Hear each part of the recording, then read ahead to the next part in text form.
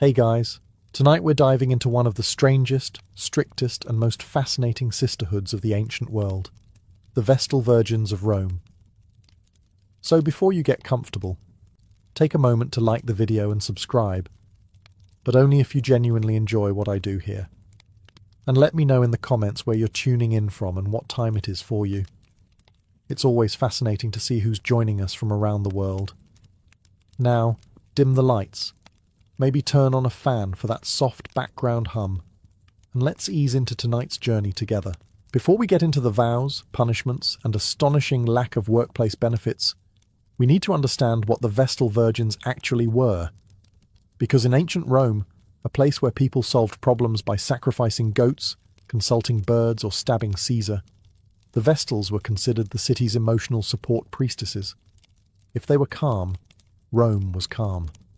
If they messed up, everyone instantly panicked as if Jupiter himself had filed a complaint. This wasn't just a religious order. It was Rome's most elite institution, run on the powerful combination of superstition, patriarchy, and theatrical fear. The Vestals weren't chosen because they wanted the job. They were chosen because Rome believed 6 small girls could hold the empire together better than the Senate ever did. And honestly, history proves they weren't wrong. The Vestals lived in the House of the Vestals, a gorgeous marble villa next to the Roman Forum. Think luxury estate, but with the constant threat of divine punishment. It had fountains, private gardens, elegant columns, basically the ancient world's version of a wellness retreat, except instead of yoga, you maintained an eternal flame that could never go out unless you enjoyed being publicly blamed for every bad harvest within a 50-mile radius. Their job was symbolic. Their presence was symbolic. Their purity was symbolic. Everything about them screamed, "Look at us, the gods still like Rome." They were walking billboards for divine approval. If a Vestal tripped in public, half the city interpreted it as a warning from the heavens, and the other half blamed the nearest politician. You would think the safety of an empire wouldn't hinge on a teenage girl's ability to walk in sandals. And yet, here we are. Despite the pressure, Vestals had privileges no other Roman woman enjoyed. They could own property. They had front-row seats at events. They didn't need a man's permission to exist, which in Rome practically made them superheroes. Touch a Vestal on your way to execution and boom, instant pardon. Absolutely wild power move. But beneath the marble, the gowns, and the divine PR, these girls were symbols Rome both worshipped and feared. They were revered when things went well and blamed when things went wrong. Basically, the ancient world's version of customer service representatives. So before we get into their rules, duties, and catastrophes, remember this. The Vestal Virgins weren't just Rome's priestesses. They were Rome's anxiety medication, and Rome was always stressed. Becoming a Vestal Virgin wasn't something a girl chose. It wasn't a calling, a vocation, or a passionate career goal like becoming a gladiator influencer or a professional grape stomper. No, it was a state-sponsored kidnapping wrapped in religious ceremony. Rome called it captio, meaning the seizure, which is possibly the most honest name the Romans ever came up with. Imagine being a 6-year-old girl in a nice patrician household, playing with wax dolls, when suddenly the Pontifex Maximus, the head priest of Rome, shows up at your door with a group of men and says, "Congratulations, the gods want your daughter. No returns, no exchanges." The selection criteria were delightfully superficial. The girl had to be from a noble family, physically flawless. Rome loved judging children, mentally sharp enough to obey commands, and soft-spoken enough not to start a rebellion. If she stuttered, limped, or had a single freckle that looked suspiciously like a bad omen, she was out. If she looked calm, quiet, and extremely kidnappable, jackpot. When a girl was chosen, her father didn't get to negotiate, bargain, or pretend he lost the child behind the market stalls. The state simply took her. Rome loved calling it an honor, but let's be real. Congratulations, your daughter will now serve the gods for 30 years, and may be buried alive if she slips up, is not the kind of news parents framed on the wall. The moment of selection was a spectacle. The Pontifex Maximus touched the girl and declared, "Te amata capio." I seize you, beloved. It's somehow sweet and horrifying at the same time, like being handed a cupcake with a spider in it. Then came the procession. The child was walked through the forum, past crowds pretending to be awestruck instead of mildly relieved their daughter wasn't chosen. People whispered blessings while secretly thanking every deity available that their own kids had dodged the divine draft. The girl entered the temple of Vesta, where the ritual haircut awaited. Her hair, symbolizing her previous life, was cut off and buried, probably next to the remains of her social freedom. From that moment on, she was no longer a normal child. She belonged to the gods, the state, and a long list of terrifying expectations. Rome called this the greatest honor. The children probably called it something else, quietly, in their heads, because speaking out was definitely not allowed. Once a girl was officially seized into service, the next stage was simple. She left her family forever. No weekend visits, no holidays, no "Mom, can you pick me up?" messages. The Vestals were Rome's most sacred employees, and Rome believed sacred employees work best when completely isolated from any support system. The moment a girl crossed the threshold of the Temple of Vesta, her old identity evaporated faster than a senator's moral integrity. She was now a daughter of the state. Which sounds noble, until you remember Rome's parenting style involved a lot of yelling, superstition, and public punishment. The ceremony itself was dramatic. She walked alongside the Pontifex Maximus, surrounded by priests, musicians, and enough incense to smoke out half the forum. Crowds gathered not because they cared, but because ancient Rome treated every event like a spectator sport. Oh look, little Julia got chosen. Good for her. And also, thank the gods it's not my child. Once inside, the first order of business was a ritual haircut. Her long childhood hair was chopped off and then buried like a fallen hero. This symbolized her severing from the mortal world, dramatic but very on brand for Rome, a city that loved symbolism almost as much as it loved public executions.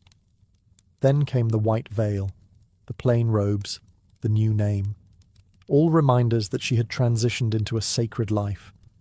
Rome basically rebranded her like a new product launch. New, improved, now with 100% more purity. The girl was then escorted into the House of the Vestals, a sprawling luxury complex that looked like a palace but functioned like a divine boarding school. It had fountains, kitchens, servants, gardens, and elegant bedrooms. Everything except freedom. Think Hogwarts. But everyone is in detention forever, and while it lavishly protected its virgins, the house also trapped them. Guards patrolled. Doors were watched. You were free to roam the gardens, the corridors, the courtyard, but not the actual city that existed 5 feet away. The message was clear. You have everything you need, except your previous life. Yet for many families this was still considered a win. Their daughter was now untouchable, holy, and living better than most aristocrats. Parents bragged about it at dinner parties. "Oh yes, our daughter's a Vestal now. No big deal, just carrying the entire fate of the empire on her tiny shoulders." Leaving home was both a promotion and a life sentence. The Romans were excellent at designing things like that. Now that our newly minted holy child had been ceremonially disconnected from her old life, it was time to move her into her new home, the House of the Vestals. And let me tell you, this place was stunning. Marble floors, arched colonnades, sculpted fountains bubbling like a spa resort, flowering gardens, elegant statues, rooms big enough to hear your own anxiety echo. On paper, it was paradise. In reality, it was a 5-star gilded cage, run by priests who believed smiling too much could offend a goddess. Located right next to the Roman Forum, the house was perfectly positioned for maximum symbolism. The Vestals watched the heart of Rome, and Rome watched them back, constantly. Imagine living in a penthouse in Times Square, except your lease agreement is stay here or face divine punishment. Inside, the place was enormous. 3 stories of living quarters, cooking rooms, storage chambers, ceremonial spaces, and hallways so long they looked designed for dramatic pacing. The central courtyard held a beautiful pool and garden where Vestals could stroll gracefully while contemplating the weight of carrying Rome's destiny at age 8. Then again, even luxury loses its shine when you're not allowed to leave. Guards weren't standing at the doors, but the unspoken threat of breaking sacred rules was enough to make anyone behave. The Vestals technically had freedom inside, but stepping beyond the complex without permission. Not recommended unless you enjoyed disciplinary beatings administered with the kind of enthusiasm only ancient Romans could muster. Still, compared to the average Roman woman, who had the legal rights of a decorative vase, the Vestals lived like aristocrats. They ate the best food, wore fine garments, and had servants to assist them. Their rooms were clean, well lit, and blessedly rat-free, a luxury Rome rarely provided. But the flip side. You lived with constant surveillance, divine expectations, and the knowledge that one mistake could cause mass panic, a mandatory purification ceremony, and several senators yelling about portents again. Every sound, every gesture, every late-night sigh echoed through a building that wasn't just a house, it was a symbol, a political tool, a religious monument, a place where childhood dreams went to be pressed into service like olives crushed for oil. In this marble palace, the Vestals would spend decades learning to walk, speak, breathe, and exist with the level of calm usually reserved for statues. House of luxury? Yes. House of freedom? Absolutely not. The House of the Vestals was the ancient world's most beautiful reminder that comfort does not equal freedom. Once a young Vestal settled into her marble-scented prison of luxury, it was time for her main duty, the task Rome took more seriously than elections, omens, or the structural integrity of their bridges, keeping the eternal flame burning. This wasn't just any flame. It wasn't a decorative torch or a cozy hearth fire. This was Vesta's sacred fire, the spiritual Wi-Fi connection of ancient Rome. If it stayed lit, Rome prospered. If it went out, Rome believed chaos would erupt instantly. Crops failing, armies losing, politicians making even worse decisions than usual. Basically, all the things Rome blamed on the gods when they didn't want to blame themselves. For the Vestals, this meant one simple rule: do not let the fire die ever. They tended it day and night in shifts, like tiny divine firefighters who were also expected to be spotless, silent, and serene. Imagine the pressure. You're 8 years old, your sandals are too big, you're homesick, and you're responsible for preventing the fall of the Roman Empire. Meanwhile, your average adult Roman man couldn't even prevent the fall of his own toga. To maintain the flame, Vestals collected firewood, cleaned the hearth, and performed ritual offerings each day. They used sacred tools, sacred procedures, and probably sacred patience, considering they weren't allowed to roll their eyes even once. The whole process had to be done with reverence and grace, no rushing, no complaining, and definitely no puffing out the flame accidentally. And if the flame did go out, that was a catastrophe of divine proportions. The Vestal responsible would be whipped, gently, for religious reasons, according to the priests, though we all know Rome and gentle rarely occupied the same sentence. The city would perform emergency purification rituals, sacrificing animals, chanting prayers, and loudly wondering which god they'd offended this time. But here's the twist. The fire going out wasn't always the Vestal's fault. Sometimes storms blew through, sometimes wind caught the smoke wrong, sometimes the gods were just feeling dramatic. But Rome never blamed the gods. Oh no, Rome blamed the teenage girl with a broom and a job description longer than most senators' resumes. Still, despite the impossible stakes, the Vestals kept that flame alive for over 1,000 years. Through wars, plagues, coups, and whatever weirdness Caligula was doing that day, the flame endured, because 6 terrified priestesses were very, very motivated not to disappoint a goddess with a track record of fiery vengeance. Before a Vestal Virgin was trusted anywhere near the sacred flame, she had to survive 10 full years of training. a decade-long crash course in ritual precision, public perfection, and the fine art of not accidentally offending a goddess who could smite entire cities over missing grain offerings. These first 10 years were essentially priestess boot camp, except instead of push-ups and obstacle courses, the girls learned how to fold their robes correctly, memorize hundreds of ritual instructions, and stand still for long periods without scratching their nose.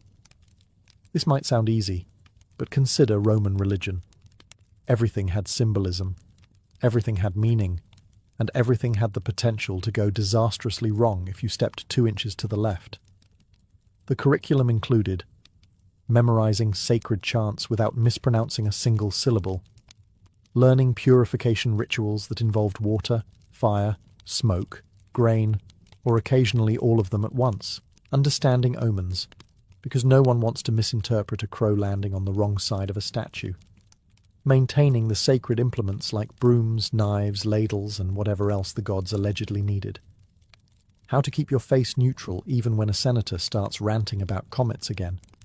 Oh, and they also had to learn to read and write, a big deal, since Roman girls typically didn't get a formal education. While other girls were being married off or practicing spindle work, the Vestals were studying law, ritual text, and the kind of philosophical questions that only emerge when someone forces you to sit silently for hours next to a holy fire. They weren't isolated, though. Senior Vestals acted as teachers, mentors, and slightly terrifying role models. Imagine a strict nun crossed with a political advisor, crossed with someone who's been keeping a flame alive for 27 years on 4 hours of sleep. These women took their job seriously because they understood what was at stake. The pride of Rome, the wrath of Vesta, and of course, the possibility of being held responsible for disasters entirely outside their pay grade. Training was strict. Mistakes were corrected instantly. And if a girl showed too much giggling, too much daydreaming, or too much interest in literally anything outside the temple, she was gently reminded, through lectures, rituals, and the occasional ominous silence, that she was now living a sacred life trademark. And sacred lives do not include hobbies. By the end of the 10-year training, the girls weren't just prepared. They were conditioned, polished into the perfect blend of calm, precision, and existential fear. Ready or not, they were about to enter the next decade, full Vestal duty, where mistakes carried consequences, and success meant no one noticed you existed. After 10 long years of training, memorizing rituals, mastering sacred silence, and resisting every urge to roll their eyes at omens, a Vestal Virgin finally entered her second decade, the 10 years of full, official service. This was the era where everything counted. No more, "I'm new here." No more, "Oops, I forgot." This was the decade where mistakes triggered cosmic consequences, or at least very dramatic Roman overreactions. As full Vestals, these women didn't just tend the sacred flame. They became the spiritual multi-tool of ancient Rome. Their daily duties were endless, precise, and mildly exhausting. Feeding the eternal flame, the main event. They gathered the purest firewood, prepared ritual offerings, and tended Vesta's flame with the seriousness of someone defusing a bomb. One wrong move, and the entire city turned into a panicked Reddit thread. "Flame went out, Emma!" Ritual purification. Vestals prepared holy water, incense, salted flour, and other magical ingredients to keep Rome spiritually disinfected. If a single grain spilled the wrong way, priests would instantly assume the gods were furious, not at themselves, obviously, but at the nearest Vestal. Guarding the sacred objects, Rome kept its most important legal documents, wills, treaties, and political secrets, in the care of the Vestals. Because nothing says confidential like giving your private documents to a group of terrified virgins living under religious surveillance. Participating in public rituals. Vestals attended ceremonies, festivals, and sacrifices with perfect composure. Imagine watching a bull sacrifice up close while maintaining a serene expression, knowing that if you even flinched, someone would say, "The gods disapproved." Maintaining purity. Not just physical purity, symbolic purity. Their emotions, gestures, clothing, posture, breathing, and probably their thoughts had to be immaculate. If a Vestal looked sleepy, people whispered. If she sneezed during a ritual, entire temples panicked. Being Rome's walking good luck charms. If a Vestal touched a condemned prisoner on his way to execution, even accidentally, he was immediately pardoned. Imagine tripping in the forum and accidentally freeing a murderer. And through all this, they were expected to embody calm dignity. No slouching, no complaining, no, I'm tired of holding cosmic responsibility. Just the quiet understanding that they represented the stability of Rome, a city that was rarely stable. These 10 years were the peak of their power and the peak of their pressure. The Vestals were honoured, revered, and held to impossibly high standards, which is Roman code for, we trust you, but if anything goes wrong, it's definitely your fault. After 20 years of training, performing, panicking, not panicking, and maintaining a flame that absolutely refused to go out on its own, the Vestals entered their final decade, 10 years of teaching. This was the era when they transitioned from terrified apprentices to terrifying mentors, the ancient equivalent of a senior employee who has seen everything, survived everything, and now watches newcomers with the subtle judgment of a marble statue. Teaching wasn't optional. Once a Vestal reached her 3rd decade, she became responsible for training the next generation of small, anxious recruits. This meant she now had to explain rituals she had once cried over, demonstrate techniques she had once messed up, and maintain the kind of serene authority only achieved through many years of standing perfectly still next to a fire. A senior Vestal's schedule included mentor duties. She guided the novices through complicated rituals, taught them the sacred chants, and supervised their daily chores. The goal: prevent the children from accidentally summoning divine wrath or knocking over anything important, which, in Rome, was everything. Enforcing rules. This was the era when she finally got to be the one giving ominous warnings like, do not run near the sacred flame. Do not touch that scroll, it's older than your ancestors. Do not breathe too loudly during purification rites. Somewhere deep down, she probably enjoyed this part. Correcting mistakes. Mistakes during training were normal, until a senior Vestal appeared behind you with that stare. You know the one, the look that says, I've kept this flame alive for 27 years, and I will not let you ruin my record. Teaching ritual mindfulness. Not the modern kind involving crystals and deep breathing, the ancient Roman kind, which meant memorizing 50 procedural steps while holding a grain offering at precisely shoulder height.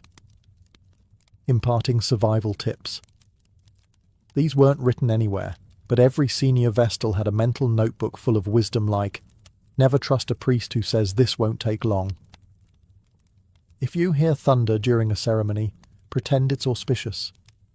If a senator asks if the gods are angry, the correct answer is always no. Passing on the fear above everything, senior Vestals taught the novices the sacred lesson every Vestal eventually learned. You are vital. You are honoured. And you are one badly timed sneeze away from an omen. By the end of this decade, a Vestal had completed her divine career. She had been student, servant, spiritual worker, and now teacher, a full circle forged in fire, discipline, and 30 years of absolutely no romantic scandals.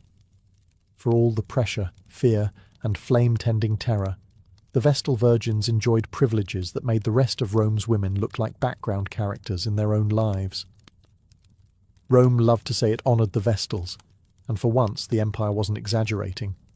These priestesses lived better than most senators, and considerably better than the average Roman man who struggled daily with public baths, bad wine, and toga malfunctions. The power of the Vestals began the moment they stepped into the public eye. They moved through the streets with a dignity that even the highest magistrates respected. Ordinary women had to be accompanied by fathers, husbands, or whichever male relative hadn't wandered off yet. Vestals? They walked independently. In a society where women were legally closer to household furniture than citizens, the Vestals were practically superheroes. They were granted front-row seats at games, an honour usually reserved for Rome's elite men. When a Vestal took her seat at the Colosseum or circus, crowds automatically quieted just a bit, because if a Vestal was present, the gods were watching too. The symbolism was powerful, and Rome adored symbolism almost as much as it adored public entertainment. Their influence wasn't just ceremonial. Vestals could pardon prisoners. If a condemned man on his way to execution happened to touch a Vestal, even accidentally, even if he tripped, he was instantly granted his freedom. Imagine having the power to save a life simply by existing in the wrong place at the right time. That's the kind of divine authority politicians could only dream of. They also enjoyed financial freedom. Vestals could own property, write wills, and manage their own wealth. While other women needed legal guardians for transactions as simple as buying a cup of wine, Vestals were signing contracts and acquiring estates like seasoned professionals. Rome treated them like legal adults while treating everyone else like confused toddlers. Even the law bowed to them. A Vestal's testimony in court carried extraordinary weight, not because she was infallible, but because Rome assumed the goddess Vesta herself guided her honesty. No pressure, of course, just the expectation that your every word echoed divine truth. Yet all this power came with an unmistakable edge. The Vestals were honoured because they were essential, and they were essential because Rome believed catastrophe lurked behind every corner. A Vestal's privilege was balanced by the knowledge that she was always one misinterpreted expression away from becoming an omen. They were revered, they were feared, and perhaps most importantly, they were watched. By the city, by the priests, and supposedly by Vesta herself. If there was one rule Rome cared about more than the sacred flame, it was the Vestal's chastity. The Romans treated this vow with the kind of seriousness normally reserved for declarations of war, or calculating the omens of a slightly confused chicken. A Vestal Virgin had to remain utterly, impeccably, profoundly pure for 30 years. Not because Rome cared about her personal morality, but because it believed her chastity was directly linked to the stability of the entire empire. Rome, unsurprisingly, never explained how one woman's love life could topple a civilization of 1 million people. But logic rarely slowed down Roman religion. The theory was simple. Vesta was the goddess of hearth, home, and the sacred flame. Her priestesses embodied her purity. If a Vestal broke her vow, that purity cracked, and Rome's metaphorical household collapsed. The city acted as if the Vestals were holding a cosmic Jenga tower together with sheer willpower and chastity alone. The expectations were merciless. Vestals were surrounded by guards, by rules, and by the ever-present suspicion that somewhere out there, a god was watching them with divine binoculars. They could walk freely in the city, yes, but freedom isn't freedom if people are scanning your face to detect even the faintest hint of romantic scandal. A Vestal could trip on the street, and half the forum would whisper, "She's in love," followed by immediate Senate discussions on possible omens. Roman men, of course, faced no equivalent vow. A senator could have 3 wives, 12 mistresses, and a suspicious number of household attendants, and nobody batted an eye. But if a Vestal so much as made meaningful eye contact with someone during a festival, the priests began sharpening their shovels. It was a double standard so blatant even ancient historians rolled their eyes. Maintaining chastity wasn't just about avoiding physical relationships. Vestals had to avoid situations that might look suspicious. A private conversation? Dangerous. A smile lasting half a second too long? Concerning. Standing too close to a handsome equestrian? Treasonous. The Vestals weren't just celibate. They were living symbols of purity, expected to float through life like divine statues who occasionally performed fire maintenance. And the worst part? There was no second chance. One accusation, founded or not, could destroy a career, a reputation, and quite literally, a life. Rome held the Vestals on a pedestal so high that the only direction left to fall was catastrophic. This was the paradox of being a Vestal Virgin. Absolute honour balanced on the edge of absolute ruin. If a Vestal Virgin broke her vow of chastity, Rome didn't treat it as a private matter, a personal mistake, or even a scandal. No, it became a full-blown cosmic crisis. Romans believed that the purity of a Vestal wasn't just symbolic, it was the city's spiritual life support system. So if a Vestal's vow shattered, the solution had to be equally dramatic. And because Rome never did anything halfway, they invented one of the most theatrical punishments in ancient history, burying her alive. Yes, alive. Because apparently the Romans took the phrase overreaction as divine instruction. But there was a twist. Rome prided itself on being civilized, which meant they could not legally execute a Vestal. She was, after all, a sacred woman belonging to the goddess Vesta. So they created a loophole so large and so morally questionable that even a Roman lawyer would squint at it. They placed the Vestal in an underground chamber, furnished with a bed, a lamp, water, and a small amount of food, and sealed her in. Technically, they weren't killing her. They were simply placing her somewhere she would eventually die on her own. Rome, always finding creative ways to justify its drama.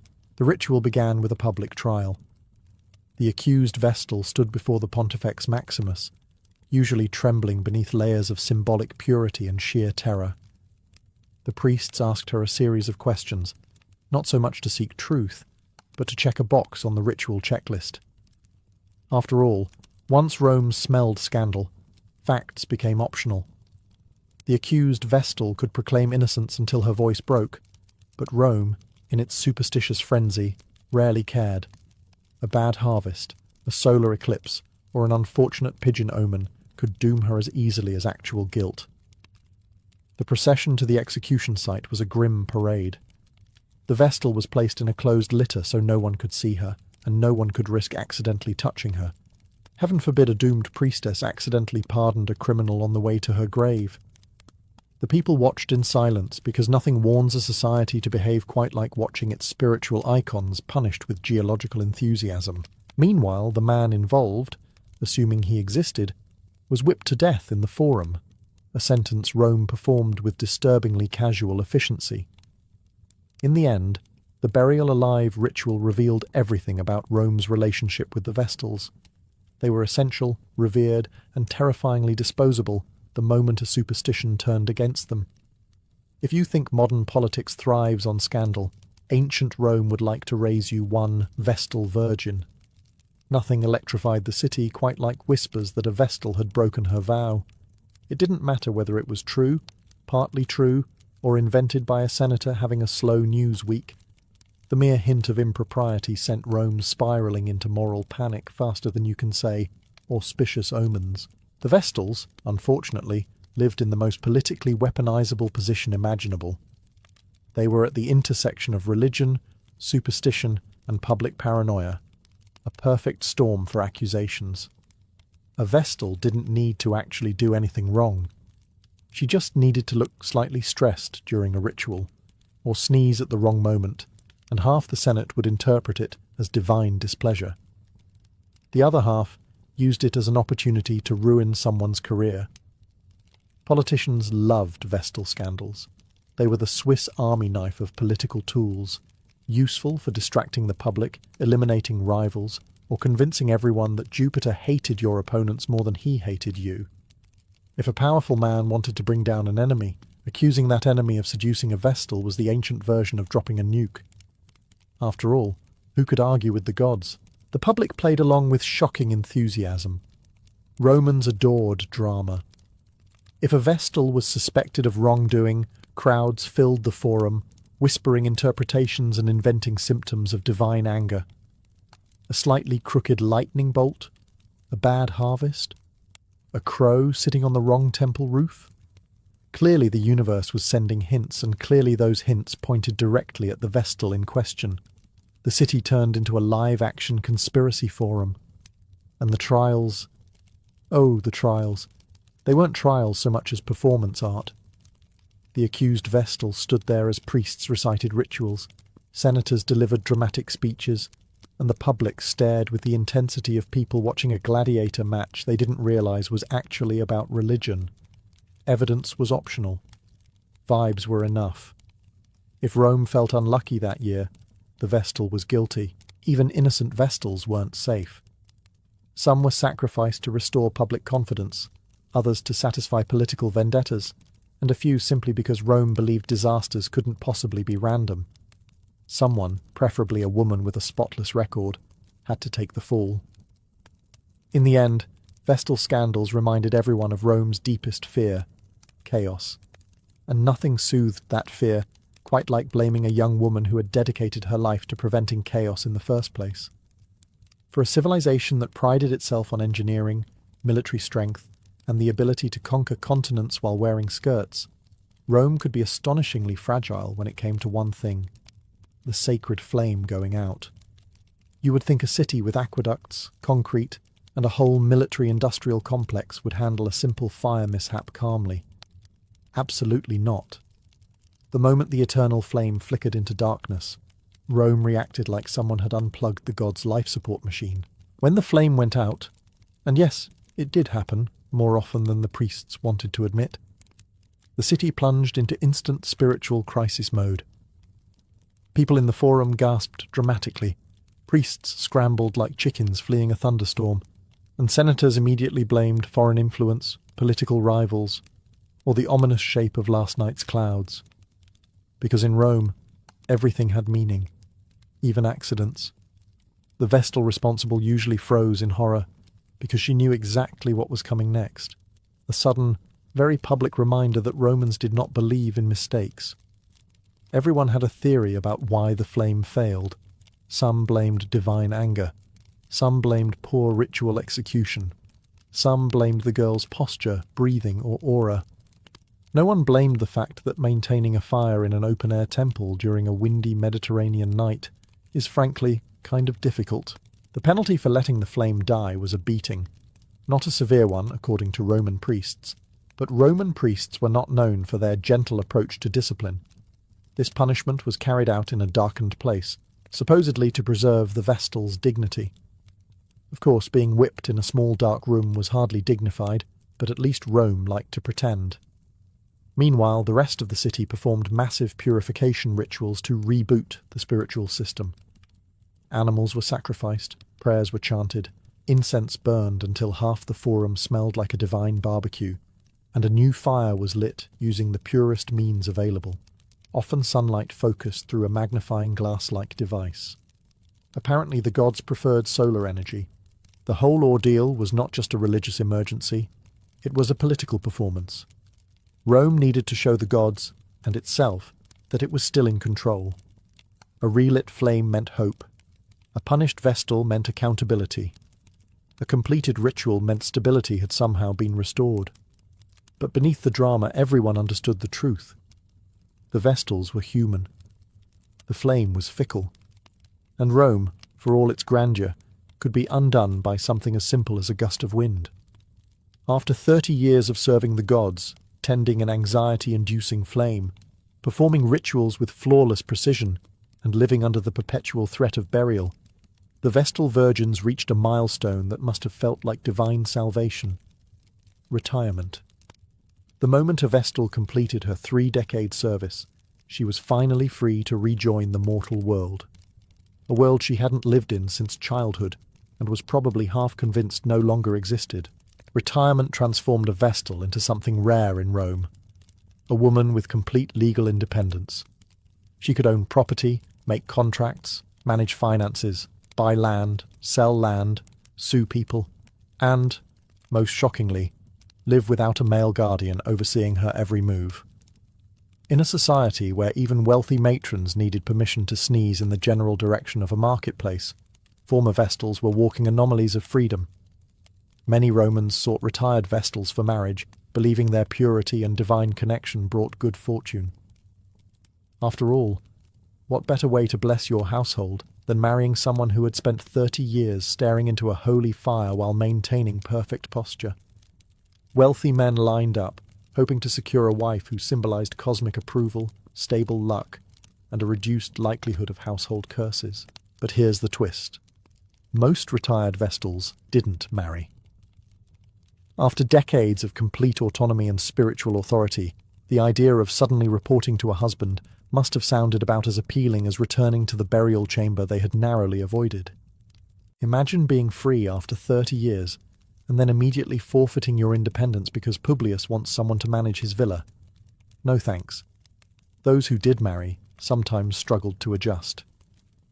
Life outside the house of the Vestals was noisy, unpredictable, and full of people who didn't understand basic ritual etiquette. Ordinary citizens made mistakes constantly, touching sacred objects incorrectly, ignoring omens, failing to maintain pure thoughts during festivals. A former Vestal might witness one household mishap and nearly perform a purification ceremony on instinct. Still, retirement had its joys. A former Vestal could walk the city without being watched like a divine barometer. She could enjoy festivals without worrying that her smile was being analyzed for cosmic meaning. She could go to the market and buy a piece of fruit without considering its ritual symbolism. In short, she could live like a person, not a myth. Yet the public never fully let go of the aura surrounding retired Vestals. People still whispered blessings when they passed. Children stared in awe. Some citizens believed that even in retirement, a Vestal carried a spark of the sacred flame within her, and maybe she did. But now, at last, it was hers. For nearly 1,000 years, the Vestal Virgins stood at the center of Rome's spiritual identity. Through civil wars, assassinations, plagues, imperial scandals, and emperors who really should have been supervised, the Vestals kept the flame burning. They were the quiet constant in a city that never stopped yelling. But everything in Rome, even the most sacred traditions, eventually collided with history's favorite hobby: change. By the late 4th century CE, the Roman Empire was shifting dramatically. Christianity was rising with the enthusiasm of a new startup backed by divine venture capital, and traditional Roman religion was steadily losing government funding. Old gods were out, new doctrines were in, and suddenly people looked at the eternal flame and said, "Do we actually need this?"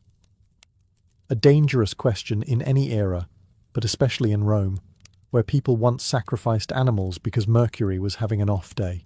Then came Emperor Theodosius I, a man whose life mission seemed to be deleting Rome's pagan past like outdated files on a dusty divine computer. In 394 CE, he issued the decree that ended the Vestal Order. The Temple of Vesta, once the spiritual heartbeat of the city, fell silent. The sacred flame, which generations of terrified priestesses had protected with the dedication of overworked interns, was extinguished forever. The reaction was mixed. Traditionalists were horrified. Superstitious citizens waited nervously for earthquakes, plagues, or angry gods dropping thunderbolts on the forum. But the world didn't immediately collapse. Crops didn't fail. Volcanoes did not erupt in dramatic protest. To the surprise of many, life continued, and people slowly realized Rome wouldn't implode just because 6 women weren't standing guard over a sacred bonfire. But the symbolic impact was enormous. The extinguishing of the flame marked the end of Rome's ancient religious identity. The Vestals, once untouchable figures of purity and prestige, now found themselves relics of a fading world. Some were absorbed into aristocratic households, others quietly retired, and a few remained in Rome as living reminders of an age slipping away. The house of the Vestals fell into disuse, its elegant courtyard eventually filling with rubble and silence. Statues cracked, fountains dried. The marble halls that once echoed with whispered prayers and ritual footsteps turned into ruins, ironically preserved better than many Roman marriages. And perhaps that's the bittersweet truth. The Vestal Virgins didn't end because they failed. They ended because Rome changed. Their flame wasn't extinguished by catastrophe, scandal, or divine punishment. It was extinguished because the empire that created them had finally rewritten its identity. The last flicker of Vesta's fire faded into history, and with it, one of the most extraordinary sisterhoods the ancient world ever knew. When people imagine the Middle Ages, they usually picture battles, plagues, or towering castles. But beneath that rough, disciplined surface, medieval life pulsed with games, contests, and physical challenges that shaped identity just as much as faith or feudal duty. Play, in medieval understanding, was not a luxury. It was a social force, a way to maintain order, strengthen bodies, forge alliances, and measure courage in a world where strength and honour were currencies as real as silver. What made medieval games unique was how deeply they reflected class. A nobleman and a farmhand could both be athletic, yet their definitions of sport existed in entirely different worlds. For peasants, daily labour already demanded physical power. Farming, chopping wood, hauling water, and tending animals forged natural endurance. So when peasants gathered for play, they favoured rough, community-centred activities, wrestling in fields after the harvest, chasing each other in games that resembled tag, or kicking a crude leather ball around the village green. Their games were spontaneous, loud, and often chaotic, a welcome escape from work that rarely ended before sunset. Nobles, on the other hand, practiced sports that doubled as preparation for war. They fenced with blunted swords to sharpen reflexes, trained with lances to perfect their aim for tournaments, and practiced archery to strengthen the muscle groups needed on the battlefield. Their games had ceremony, banners fluttering in the courtyard, attendants watching, rules carefully preserved. A noble's play was a rehearsal for conflict, wrapped in silk and honour. Even relaxing games such as hunting or hawking were tied to status, requiring land, equipment, and trained animals only the elite could afford. Yet despite these differences, medieval society agreed on one thing. Games revealed character. To win through strength was admirable, but to win through cleverness, persistence, or courage was even better. This belief connected everything from a monk contemplating his next move in a chess game to a young squire mastering the longsword under his lord's watchful eye. Even the church, often strict, understood that play had value. Some monasteries permitted board games like early chess or Hanafatafel to sharpen strategic thinking. For villages and noble courts alike, games weren't just distractions. They were woven into the culture, shaping relationships, rank, and identity in a world defined by hierarchy and struggle. In the Middle Ages, archery wasn't just a pastime. It was both a survival skill and, in many societies, a legal duty. Across England especially, the bow became the great equaliser, a weapon that allowed commoners to shape the fate of kingdoms. Because of this, archery soon transformed into the most serious game of the lower and middle classes, blending sport, military training, and national identity. For peasants, archery meant food and protection. A skilled archer could bring home rabbits, birds, or even small deer, giving their family a priceless edge during harsh seasons. But archery was also a defence against danger, raiders, wolves, rival lords. The bow was affordable, and more importantly, it could be learned without noble lineage. This accessibility made it deeply woven into rural culture. On Sundays or feast days, villagers gathered in open fields to test their aim, wagering drinks, bread, or bragging rights. These competitions were lively, filled with laughter, teasing, and the clack of arrows hitting wooden targets. For kings, however, archery was a strategic necessity. English monarchs famously required all able-bodied men to practice on weekends and holidays. Laws were passed forbidding frivolous games like dice or football, commanding men to shoot instead. Monarchs knew that an army of trained archers, even poor ones, could decide battles. And they were right. At Crécy, Poitiers, and Agincourt, ordinary archers humbled armoured knights and reshaped medieval warfare. The longbow was brutal to master. It required immense strength, with some bows pulling over 100 pounds. Archers trained not just their arms, but their entire upper bodies, backs, shoulders, and core, often developing distinctive asymmetrical muscles that skeletal remains still reveal today. Because of how physically demanding it was, competitions served as both sport and conditioning. To excel meant endurance, patience, and instincts sharpened by countless hours outdoors. Among nobles, archery had a different flavour. They practised with recurved bows for hunting or display, leaving the longbow's battlefield role largely to commoners. For them, the sport was tied to elegance, falconry displays, mounted archery, or precision shots during court festivals. Regardless of class, archery symbolized discipline and control. Each shot was a test of balance, breath, and calm. To draw a bow was to confront gravity, wind, and your own nerves. And for medieval people, sending an arrow cleanly into a target wasn't just victory. It was a reflection of character in a world where strength and skill meant survival. If archery showcased precision and discipline, wrestling revealed the raw, unfiltered power of medieval life. This was the sport of farmhands, mill workers, shepherd boys, and travellers, a test of muscle, balance, and stubborn determination. Wrestling required no equipment, no special training ground, and no noble title. All it needed was open space, 2 willing opponents, and a crowd eager for a contest that was as much social theatre as sport. In villages across Europe, wrestling matches were part of festivals, markets, and feast day celebrations.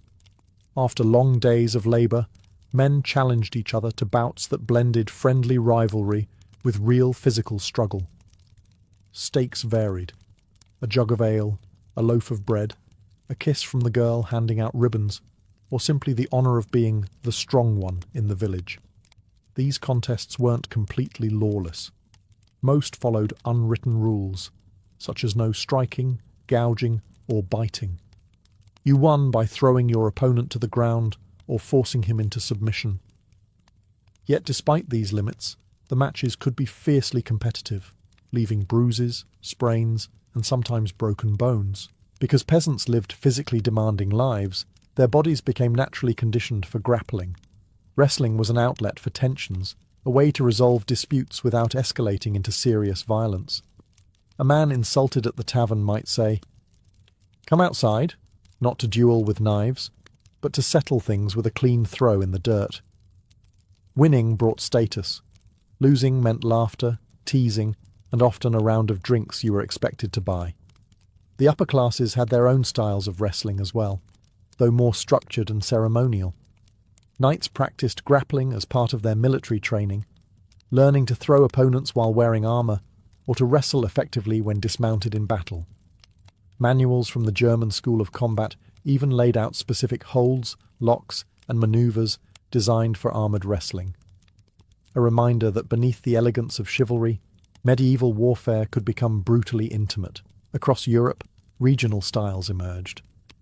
Cornish wrestling with its distinctive jackets, Breton wrestling with sweeping throws, and Scandinavian forms rooted in Viking tradition. These variations reflected local culture, but the heart of the sport remained the same. 2 people proving their strength and courage through sheer physicality. In a world without gyms, wrestling was the medieval equivalent of weightlifting, martial arts, and social entertainment rolled into one. It revealed character, forged friendships, and sometimes settled grudges, a simple sport carrying the complicated emotions of medieval daily life. If wrestling was raw strength and archery was discipline, medieval football was pure chaos wrapped in tradition. This was the sport that belonged entirely to the common people, loud, muddy, joyful, and sometimes outright dangerous. Forget the rules, uniforms, and referees you might imagine today. Medieval football was closer to a village-wide brawl with a ball somewhere underneath the pile. And yet, despite its brutality, it was adored as one of the most spirited forms of communal play in the Middle Ages. Matches were usually held on feast days like Easter, Shrove Tuesday, or village celebrations. 2 large groups, sometimes entire parishes, met in open fields, narrow alleys, or the long stretches of countryside between towns. The goal could be a church door, a tree, a riverbank, or even the other team's village square. There was no set number of players. 10 people might participate, or several hundred. The field had no boundaries, meaning the game could spill into rivers, barns, or the occasional unfortunate market stall. The only real rule was simple: get the ball to your side's goal by any means that didn't kill someone. And even that last condition was sometimes taken as more of a suggestion.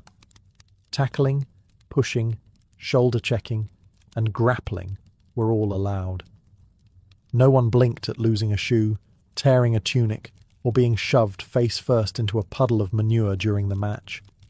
Injuries were common, broken noses, sprained ankles, fractured ribs. But so was laughter, cheering, and the kind of collective excitement that made the entire village feel alive. The ball itself could be anything from an inflated animal bladder to a leather-wrapped bundle of cloth. Some villages soaked the ball in water to make it heavier and harder to control. Others added ribbons or charms to bring their team luck. Despite the madness, football played an important social role. It bonded neighbours, released tensions, and strengthened community identity. A victory meant pride. A loss meant exaggerated complaints, jokes, and promises to win next year. Not everyone loved the sport, though. Medieval kings repeatedly tried to outlaw football, calling it disruptive, violent, and a distraction from archery practice. But the bans rarely worked. The people loved it too much. Football belonged to them, not the crown. For peasants who toiled endlessly under lords and seasons, medieval football offered something priceless. 90 minutes of unrestrained freedom, muddy camaraderie, and the chance to feel powerful in a world where they seldom held power. While peasants wrestled in fields and chased muddy footballs, nobles practiced sports that looked more like theatrical displays of grace, refinement, and authority. Among these, hawking and hunting were the crown jewels of aristocratic recreation, blending athletic skill with pageantry and deep symbolism. These pursuits were more than simple sport. They were statements of status. To ride through a forest with a falcon perched on your glove, or a pack of hounds racing ahead, was to announce your rank before you even spoke a word. Hawking, also known as falconry, was especially treasured. Training a bird of prey required patience, discipline, and a surprising amount of tenderness. A noble might spend months building trust with a kestrel, peregrine, or goshawk. The bird had to be fed by hand, gently hooded to keep it calm, and rewarded at just the right moments. When everything came together on the hunt, the falcon's flight was a thing of beauty. A sudden burst of wings, a streak in the sky, and then a precise strike on its quarry. The noble holding the bird shared in its glory. This was a sport of subtlety, intelligence, and cultivated elegance. Hunting, on the other hand, was far more physical and theatrical. Mounted hunts involved swift horses, horn calls echoing through the forest, and well-trained hounds bounding over roots and streams. The target, often deer, boar, or fox, was driven into the open by beaters or dogs, giving the noble riders a chance to display courage, speed, and mastery of their mounts. The chase itself was half the thrill. Crashing through underbrush, leaping fallen logs, and manoeuvring through tangled paths demanded real athleticism. Yet, hunting also reinforced medieval hierarchy. Forests were divided into rights, and only the nobility could hunt specific lands or specific animals. A peasant caught poaching could face harsh punishment, fines, imprisonment, or even mutilation in the cruelest regions.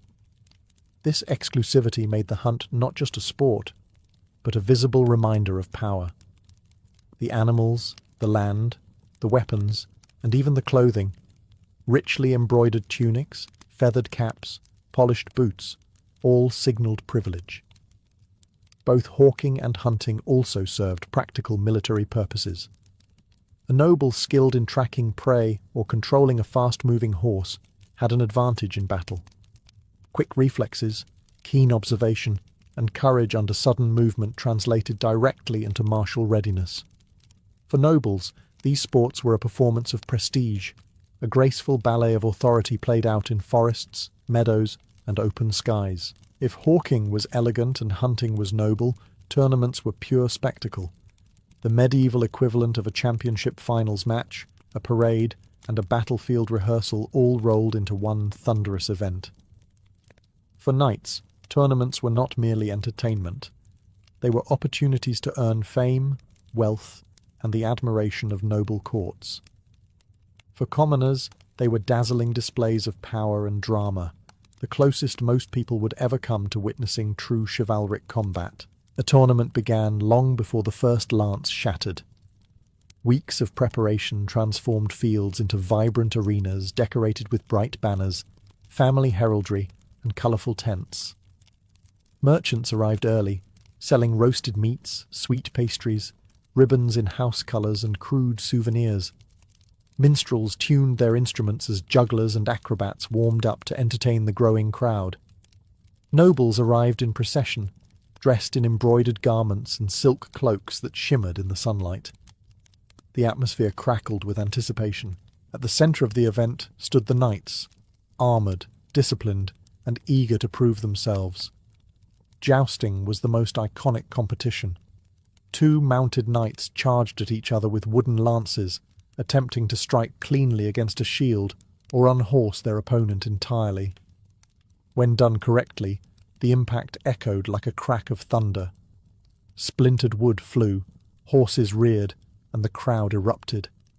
It was controlled violence governed by strict rules, yet every pass demanded courage. One mistake, one slip, could break bones or end a career. Beyond the joust, tournaments featured melee battles, chaotic but organised group fights that tested teamwork and close combat skill. Swords clashed, shields splintered, and knights grappled in swirling dust clouds. Though blunted weapons were used, injuries were common. Yet these melees were essential training, simulating the unpredictability of real warfare while allowing knights to develop strategies and reflexes under pressure. Victory brought immense rewards. A successful knight might win the armour, horse, or ransom of a defeated opponent, gaining wealth that could elevate his status dramatically. Even more precious was the admiration of noble spectators, especially ladies who awarded tokens of favour, such as embroidered scarves or flowers, which knights proudly displayed on their helmets. But tournaments were not only for the elite. Commoners adored them, cheering wildly, placing bets, and retelling every blow for weeks afterward. For one brilliant afternoon, the rigid medieval hierarchy loosened as everyone, peasant and noble alike, shared the thrill of spectacle. Tournaments combined athleticism, honour, and pageantry, making them the grandest celebration of medieval sport and martial skill. Not every medieval contest was fought with muscle, mud, or weapons. Some battles took place quietly across wooden tables, where minds clashed instead of bodies. Board games, from early chess to Hnefatafel, backgammon, and dice, were a deeply rooted part of medieval recreation. These games served as mental training, social bonding, and sometimes subtle political manoeuvring, depending on who was playing. Chess, introduced to Europe through the Islamic world, quickly became the favourite of the nobility. Its ranks of pawns, knights, bishops, and queens mirrored the very structure of feudal society, making the game feel symbolic as well as strategic. To play chess well meant demonstrating intelligence, patience, and foresight, virtues admired in court life. A nobleman who mastered the board might impress lords and ladies with his wit just as much as through riding or fencing. In some courts, chess became a tool for diplomacy. Rivals tested one another's minds, and alliances strengthened over hours of quiet, thoughtful play. Monasteries also embraced board games, especially forms of Hnefatafel and early chess. Contrary to the stereotype of joyless discipline, monks enjoyed games that sharpened strategic thinking and provided mild relief from the rigours of cloistered life. Some abbots encouraged such games, believing they trained monks to resist temptation, plan spiritual study, and meditate with more focus. A monk contemplating a clever move wasn't so different from one contemplating a theological question. Both required clarity and discipline. Dice games, on the other hand, belonged mostly to taverns, inns, and back-alley gatherings. Peasants, merchants, and soldiers played them for small wagers, testing their luck with bone-carved cubes that clattered loudly across rough wooden tables. These games were fast, noisy, and addictive. They could turn friends into rivals in minutes, and they were famous for sparking arguments, laughter, and the occasional drunken brawl. Medieval authorities disliked dice gambling, viewing it as a distraction from work and moral duty, but no amount of scolding or fines ever stopped people from playing. Backgammon, known as tables, was another common pastime. It offered a balance of skill and chance, appealing to those who wanted competition without the unpredictability of dice alone. Soldiers played it between campaigns, Merchants played it while travelling, and nobles played it during quiet evenings in their halls. Board games were the medieval world's way of testing the mind, just as physical sports tested the body. Whether in a monastery cloister or a smoky tavern, the clack of pieces and the tension of strategy brought people together across social divides. While adults fenced, hunted, and wrestled, medieval children shaped their world through play that mixed imagination, imitation, and surprisingly practical skill building. Childhood in the Middle Ages was short. Many young people began working at 7 or 8, yet play still carved out a vital space in their daily lives. It taught coordination, courage, creativity, and social bonds long before they entered the demanding world of adult labour. Children played with what they had. Wealthier families provided carved wooden toys, miniature shields, cloth dolls, wooden horses, and small carts. Some noble children even practiced with toy swords made of padded leather, preparing for the roles they were expected to fill. A young boy destined for knighthood might spend hours pretending to defend a castle made of stacked firewood. A young girl from a noble household might reenact feasts or festivals with her dolls, learning etiquette and the gestures of courtly behaviour. Play for them was rehearsal for adulthood. Village children, meanwhile, relied on nature and resourcefulness. They crafted toys from sticks, mud, straw, and stones. A round bundle of rags became a ball. A scrap of cloth tied around a reed became a doll. A curved branch turned into a bow.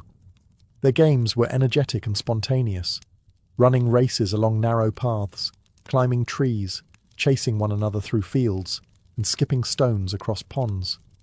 One popular game involved Blind Man's Buff, where a blindfolded child tried to catch others by sound alone, filling the air with laughter and playful shrieks. Children also played mock sports inspired by adults. Young boys practiced wrestling in soft dirt or tried to shoot blunt arrows at straw targets. Girls joined in too, especially in games of tag, hoop rolling, singing circles, and stone skipping. Contrary to many modern assumptions, medieval childhood wasn't completely divided by gender. In many rural communities, children played together freely before adult responsibilities separated them. Board games and storytelling were also major parts of childhood recreation. Simple dice games taught math and probability, while riddles and songs preserved local folklore. Children listened eagerly to travelling minstrels, then recreated the tales in their own small performances under trees or in barns. Even chores blended into play. Fetching water turned into a race. Minding geese became a game of pretending the flock was an army. Sweeping a yard became an excuse to draw patterns in the dust.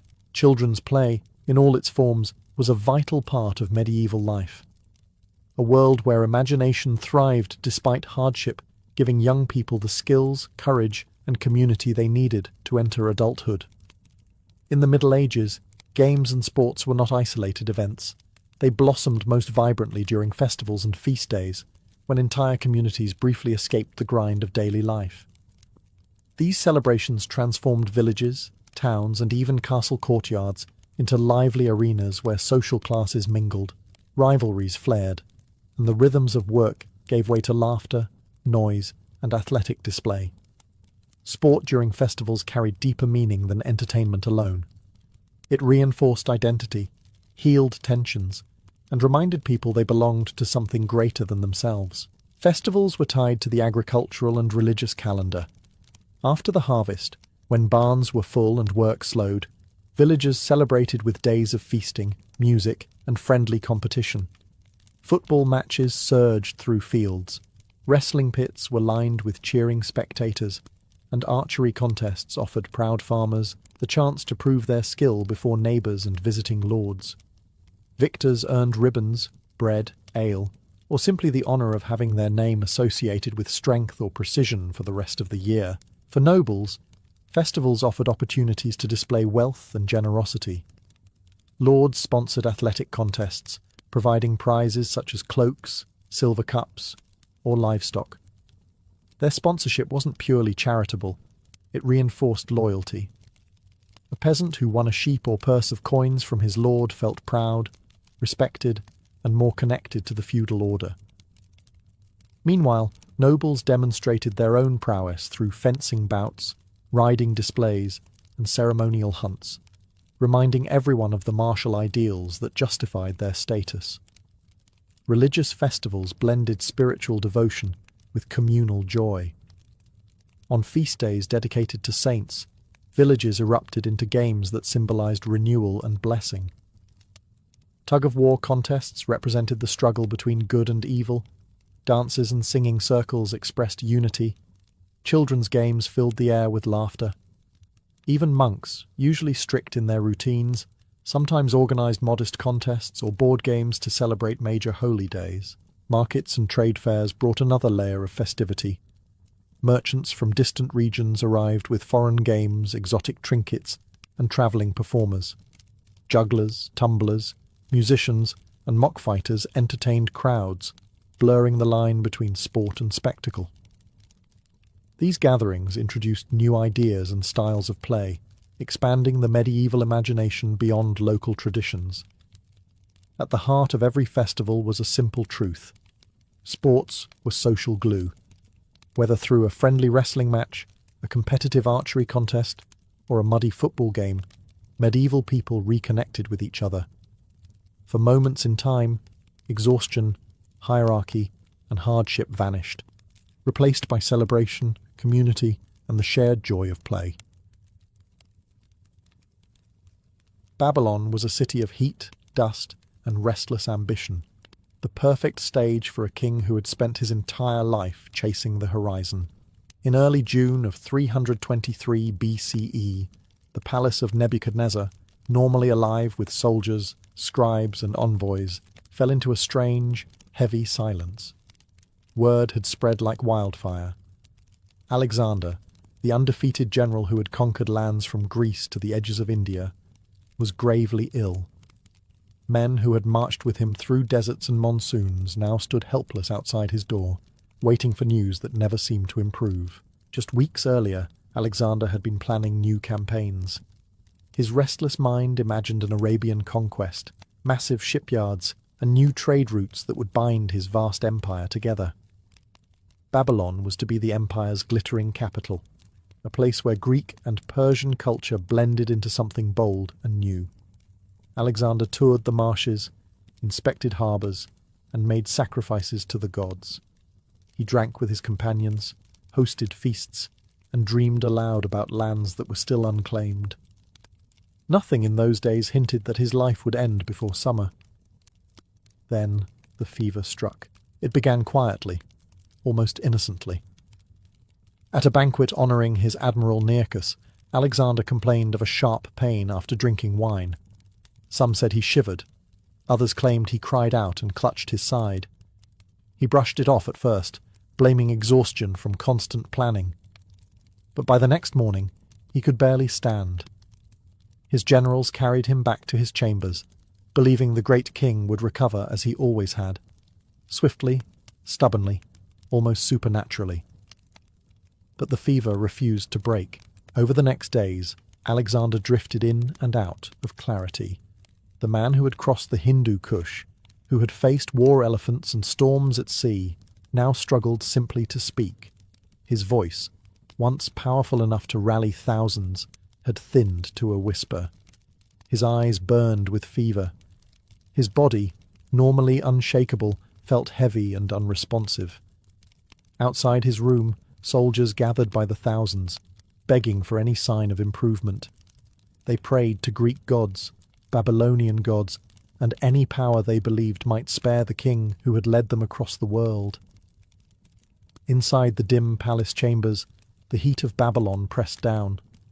Incense burned, doctors whispered, and on a low couch, surrounded by the anxious silence of his empire, Alexander the Great faced the first enemy he could not defeat.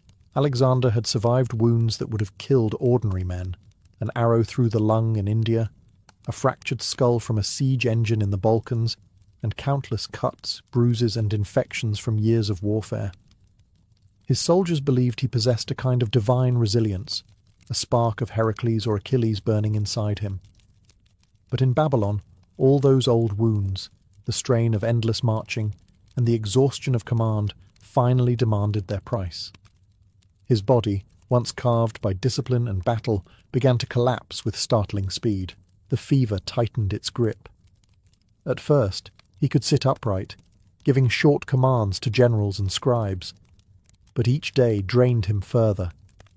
By the third day, he could no longer walk without support. His limbs felt heavy, as if filled with wet sand. Sweat poured from him in waves, soaking the fine linens beneath him. Even turning his head caused pain. His physicians tried everything the ancient world could offer: warm baths, cool compresses, wine mixed with herbs, prayers to Asclepius. Nothing helped. Outside, anxiety spread like smoke. Alexander's army was composed of hardened veterans who had followed him from Macedon to the ends of the earth. They had seen him wounded, bleeding, raging, laughing, but never helpless. Now they waited in tight knots around the palace gates, whispering about omens. Some claimed that the gods were punishing him for burning Persepolis. Others insisted he had been poisoned by jealous generals. A few dared to hope he would rise again, restored by the divine spirits he so often invoked. Inside his chamber, the truth was far simpler and far crueler. Alexander's strength was disappearing. His appetite vanished. His breath grew shallow. His fever rose high enough to make him delirious, muttering half-formed plans for future campaigns. He tried to stand once, insisting he needed to inspect his fleet preparations, but his legs buckled, and only the quick reflexes of his guards kept him from falling. By the seventh day, he could no longer speak clearly. He gestured instead, pointing weakly toward maps on the wall, trying to communicate without words. His friends, men like Ptolemy, Perdiccas, Hephaestion's old companions, stood powerless as the unstoppable king, who had never retreated in battle, now retreated into silence. The palace was filled with the constant shuffle of sandals, the scent of incense, and the unbearable weight of waiting. News spread rapidly. Alexander's condition was no longer simply worrying, it was fatal. The conqueror of Asia, the man who had outrun death for a decade, was finally being overtaken. As Alexander's fever intensified, the mood inside the palace shifted from concern to raw panic. His companions, the men who had fought beside him for more than a decade, were not merely officers. They were childhood friends, brothers in arms, and political rivals all at once. With Alexander weakening, their unity began to splinter. Every whispered conversation carried the weight of an empire. Every exchanged glance hinted at suspicion, ambition, or fear. Perdiccas, the royal bodyguard and one of Alexander's most trusted commanders, positioned himself as guardian of the king's chambers. He controlled access to Alexander, deciding which generals could enter and when. Some saw this as loyalty. Others viewed it as the first step of a power grab. Ptolemy, the calculating and charismatic general who had long kept a strategic distance, watched Perdiccas closely, already assessing the shifting balance of power. The old veterans, Craterus, Seleucus, and Antipater's supporters, felt the empire slipping into chaos before their king had even died. Rumours multiplied like flies in the Babylonian heat. One faction whispered that Alexander had been poisoned by Antipater's sons, Cassander or Iolus.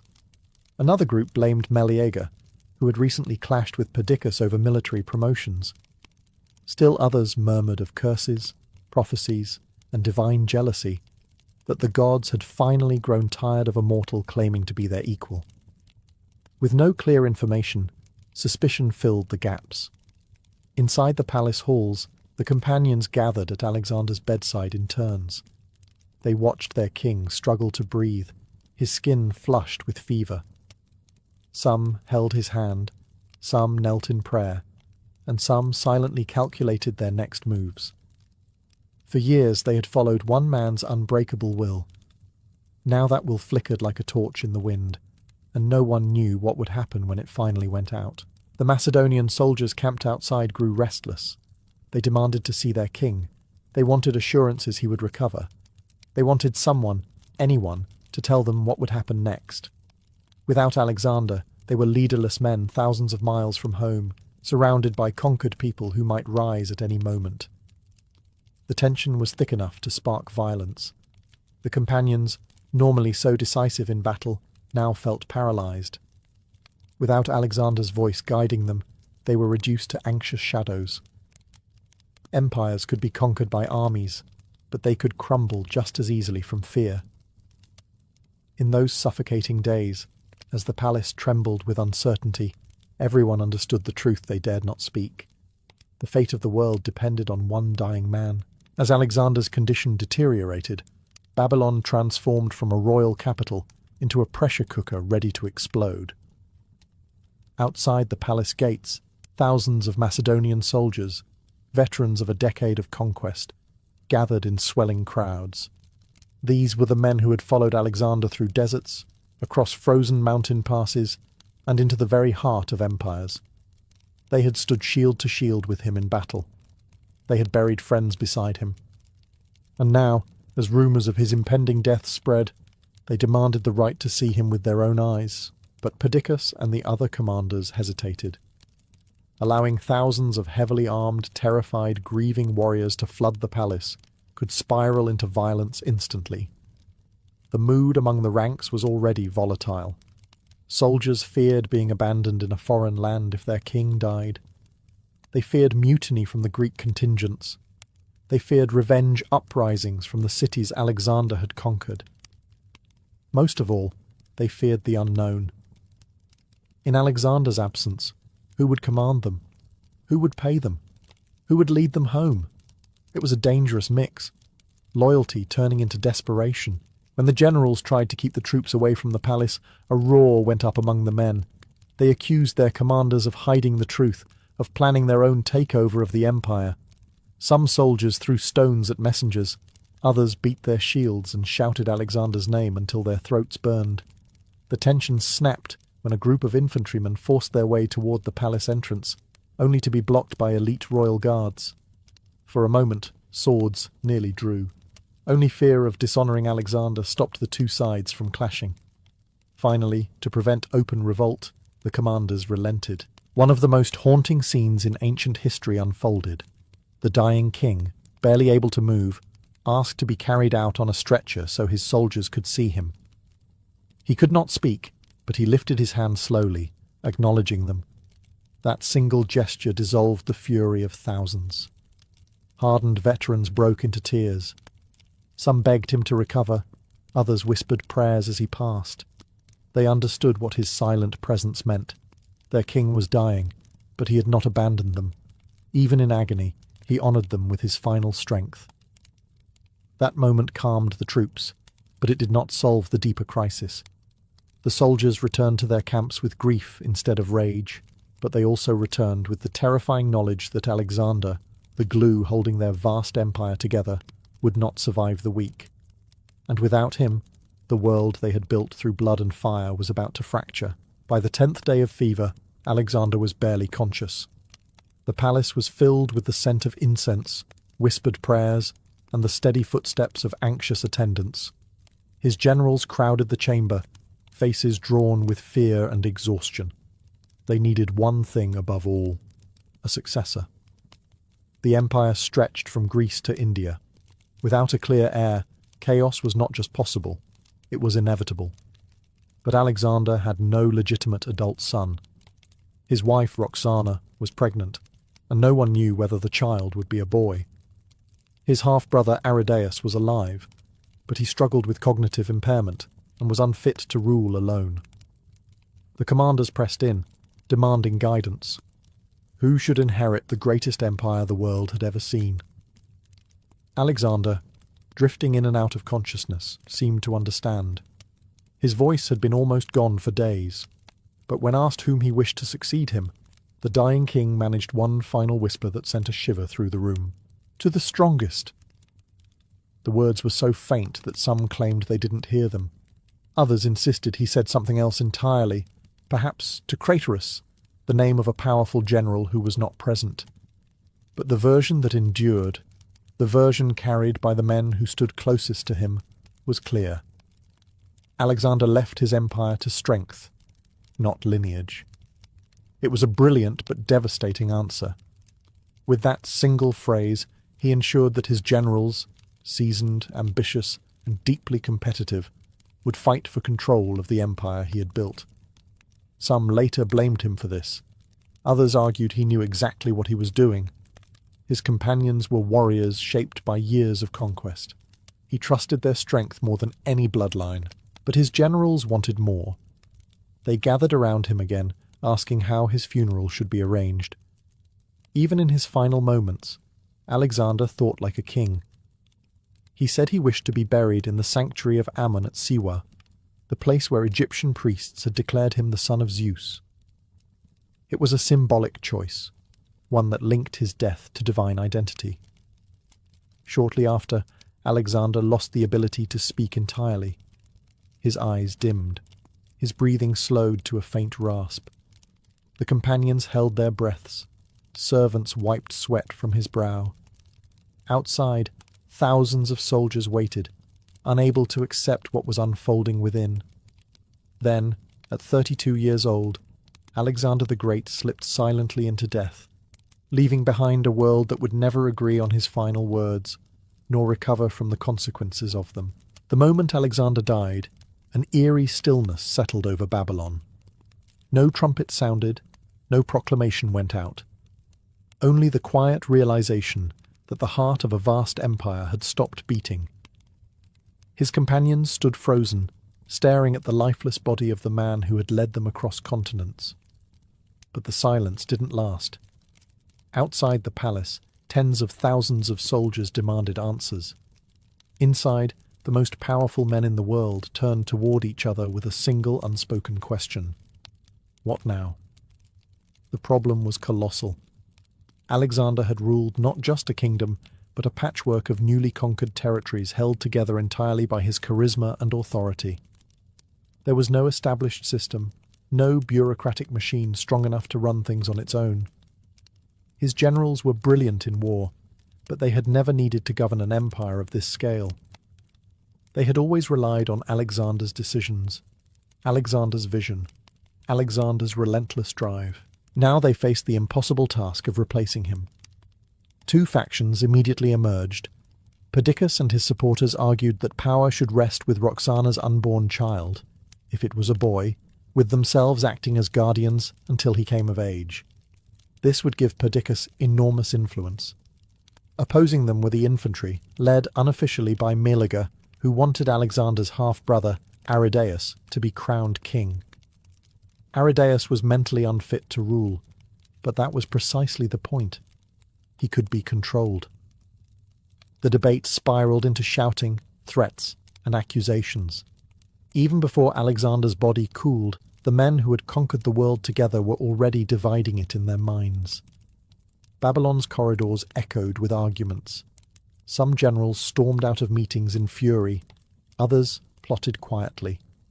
A few spoke of splitting the empire into separate kingdoms, but the idea felt treasonous. Alexander had bled for every inch of it. Meanwhile, the soldiers grew restless once more. They would not tolerate elites making decisions behind closed doors. They wanted clarity, stability, and pay. Most of all, they wanted reassurance that the empire they had built through blood would not collapse into civil war. For days, negotiations teetered on the edge of violence. No single solution satisfied everyone. But one thing was clear. Without Alexander's voice guiding them, unity was slipping through their fingers. The empire that had once stretched like a golden thread from Greece to India was beginning to fray. Alexander's death had created a vacuum, and nature, politics, and ambition all rushed to fill it. The fragile alliance among Alexander's companions shattered almost immediately. What had once been a unified force of brilliant commanders now splintered into rival factions, each convinced they were the rightful inheritors of the empire. The Greeks later called them the Diadochi, the successors, and their struggle would plunge the ancient world into nearly 4 decades of war. The first spark came in Babylon itself. Perdiccas, appointed regent over both Aridaeus and Roxana's unborn child, believed he held supreme authority. Many officers accepted this, but others bristled under his rising power. Meleager, champion of the infantry, refused to recognize Perdiccas's control. Tensions exploded when Meleager's troops stormed the palace and threatened the Macedonian council, demanding Aridaeus be crowned immediately. A massacre nearly erupted in the corridors where Alexander had lain dying. Perdiccas responded ruthlessly. After carefully regaining control, he arrested and executed Meleager, an unmistakable message to anyone who challenged him. But even this decisive act couldn't stop the growing fractures. Trust was gone, and suspicion now ruled every conversation. The generals who had once ridden together toward the unknown were now circling each other like wolves. In the partition of Babylon, the empire was carved into massive territories. Ptolemy received Egypt, a rich and strategically isolated region he immediately began strengthening. Seleucus gained command of the companion cavalry. Antigonus took Phrygia and the lands of Asia Minor. Lysimachus gained Thrace. Each man accepted his new domain with a polite smile, but behind those smiles lay ambition burning like a fever. Alexander had conquered the world in the name of unity. His successors prepared to tear it apart. Perdiccas, determined to maintain central authority, soon clashed with these rising powers. Ptolemy was the first to defy him openly by hijacking Alexander's funeral procession and taking the king's body to Egypt, a symbolic act meant to legitimize his rule. Perdiccas was enraged, a fury that would ultimately destroy him. But the wars of the Diadochi were not simply political, they were personal. These men had shared tents, battlefields, and dangers for more than a decade. They knew each other's strengths and flaws intimately. Their rivalries grew from old grudges, jealousies, and conflicting visions of Alexander's legacy. Every battle they waged was fueled not just by ambition, but by the desire to be the one who inherited the legend, to be seen as the true continuation of Alexander's greatness. The age of conquest was over. The age of successors had begun. Even in death, Alexander the Great refused to rest quietly. His body became the most contested object in the ancient world, a prize that carried political legitimacy, divine symbolism, and the right to claim his mantle. Whoever possessed Alexander's corpse, many believed, could claim to be his true successor. And so, even his funeral became a battlefield. Alexander had requested to be buried at the sanctuary of Ammon in Siwa, a sacred site in the Egyptian desert where priests had once hailed him as the son of Zeus. But his generals had other plans. Perdiccas, determined to maintain control over the entire empire, ordered the construction of an extravagant funerary carriage to transport Alexander back to Macedon. This massive golden vehicle, shaped like a temple and pulled by 64 mules, was meant to be a rolling monument to the king's greatness, and a symbol of Perdiccas's intent to guard his legacy. But Ptolemy had watched these developments with calculating eyes. As governor of Egypt, he understood the power of possessing Alexander's body. Egypt, with its sacred traditions of kingship, could transform him from mere general into heir of a pharaoh-like ruler. When the funeral procession left Babylon, Ptolemy acted swiftly. His forces intercepted the carriage near Syria and redirected the body to Egypt. It was a masterstroke, bloodless, symbolic, and devastating to Perdiccas.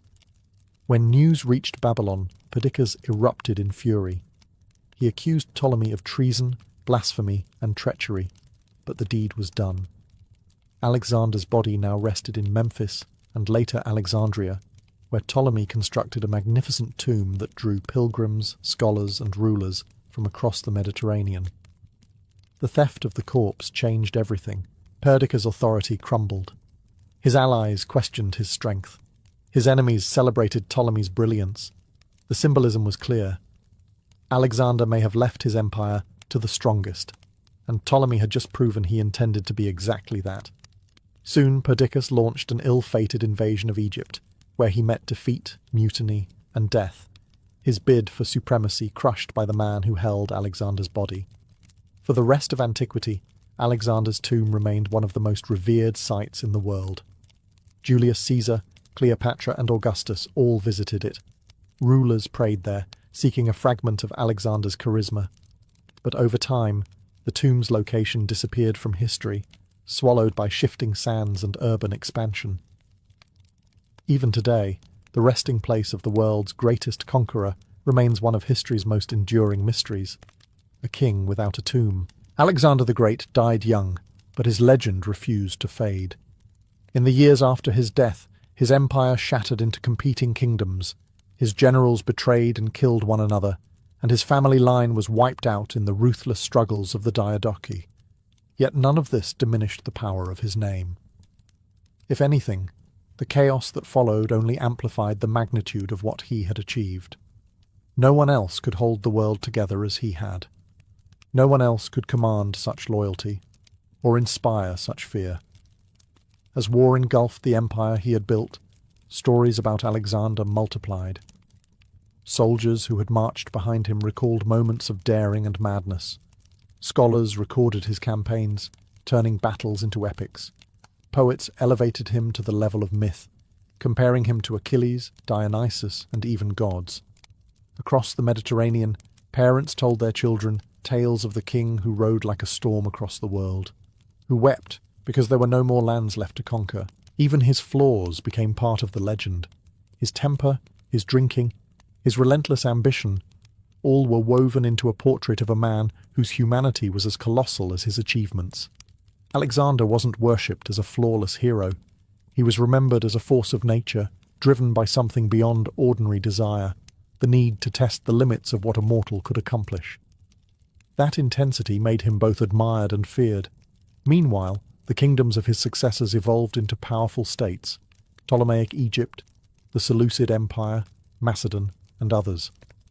They built cities, libraries, temples, and trade networks that shaped the ancient world for centuries. Yet each of them, whether openly or subtly, claimed to be the true bearer of Alexander's legacy. His generals fought for his empire, but they also fought for his memory. As if ruling in his shadow gave them legitimacy, over time, Alexander became a universal symbol. Romans studied his tactics. Medieval Europeans called him the perfect king. Islamic scholars admired his curiosity and endurance. Asian traditions preserved versions of his story that made him a wandering philosopher-hero. Everywhere his name travelled, it adapted, transforming into something new while retaining its core, the idea of boundless ambition, and that may be his greatest legacy. Alexander's empire did not survive him, but his example did. The belief that one person, through daring and vision, could shape the world. He died in Babylon at 32, but his legend never did. It lives in every tale of conquest, every map of ancient glory, and every dream of achieving the impossible. In the rugged valleys and forested mountains of ancient Illyria, spirituality was not confined to walled temples or marble sanctuaries. It lived in the open air, in the rustling of ancient oaks, in the echo of waterfalls, and in the wind that swept across limestone cliffs. This was a land where nature itself was considered divine, where the border between the human world and the realm of gods and ancestors felt thin enough to touch. And standing at the very centre of that spiritual landscape were the Illyrian priestesses. These women were far more than ritual attendants. They were intermediaries between clans and the unseen forces that shaped their lives. Known for their sharp intuition, deep knowledge of herbs, and uncanny ability to read signs in nature, they served as the spiritual backbone of Illyrian tribes. Their presence was sought in times of war, famine, marriage, childbirth, and negotiation.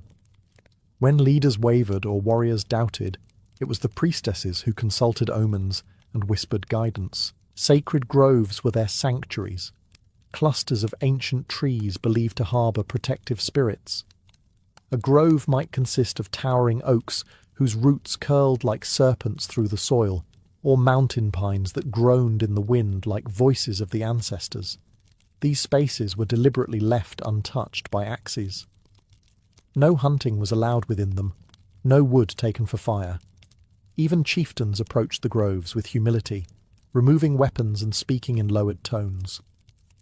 Within these circles of living nature, the priestesses performed rituals that blended song, dance, and offerings of grain, milk, wine, or honey.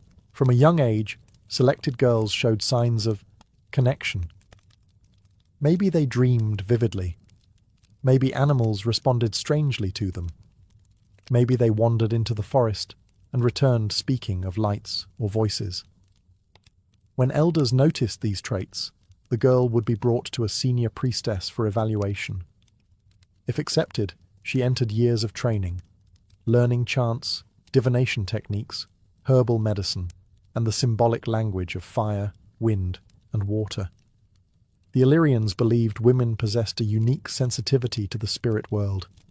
Their intuition, ability to give life, and deep emotional intelligence made them the ideal vessels for divine messages. When a priestess entered a trance, people believed the gods spoke through her. When she raised her hands toward the sky, clans felt protected. When she walked through the sacred grove, even the wind seemed to hush. These women were revered, feared, and depended upon. They were the quiet power behind Illyrian decision-making, the keepers of spiritual balance in a land where nature and divinity were inseparable. Divination lay at the heart of Illyrian priestess traditions. To understand the will of the gods, the priestesses turned not to scrolls or carved inscriptions, but to the living elements of the natural world. The Illyrians believed the universe communicated constantly, in the rustle of leaves, the movement of smoke, the direction of wind, the crackling of fire. The task of the priestess was to listen. Wind was one of the most sacred messengers. In hilltop sanctuaries where the air flowed freely across stone altars, priestesses would stand with their arms open, eyes half closed, waiting for gusts to shift. A sudden change in direction could be interpreted as approval or warning. A warm breeze was seen as ancestral comfort. A cold, sharp wind signaled tension or conflict ahead. Entire clans postponed raids, migrations, or diplomatic meetings, depending on how the wind spoke through the priestess. To outsiders, this might have seemed mysterious, but to Illyrians it was as normal as watching clouds before a storm. Fire was equally essential. Torchlight was used not only in rituals, but in communication with the gods. Priestesses lit sacred fires inside groves, caves, or mountaintop shrines. They observed the flames intently, their height, their colour, the way sparks leapt upward. If the fire hissed or bent sharply in one direction, it was believed a spirit was trying to speak. When the flames burned steadily and cleanly, it meant the offering had been accepted. When they sputtered or dimmed unexpectedly, something in the village needed cleansing or caution. During major ceremonies, the priestess would scatter herbs, juniper, sage, thyme, or wild mountain flowers, into the fire. Each plant produced a different smell and smoke pattern, allowing her to interpret layers of meaning. Smoke drifting toward the east was linked to new beginnings. Smoke swirling downward suggested hidden danger. Villagers watched in breathless silence as the priestess traced shapes in the smoke, murmuring invocations to ancestor spirits. But perhaps the most dramatic ritual involved entering a trance beside a sacred flame. Sitting cross-legged, eyes fixed on the glowing embers, the priestess breathed slowly until her mind slipped into a liminal state. Witnesses reported that her voice would deepen or soften, her gestures becoming fluid and dreamlike. In these moments, people believed she crossed into the world beyond, retrieving messages from deities like Prender, Vidasus, or the shrouded spirits of the mountains. Illyrian chieftains trusted these visions completely. A priestess's reading could start a war, end a feud, or save a village from famine. Her interpretations carried spiritual authority so respected that few dared to question them. In a land governed by both blade and spirit, she was the voice that guided entire tribes. To the Illyrians, the boundary between the living and the dead was thin, shifting like mist over mountain lakes. The ancestors were not distant memories.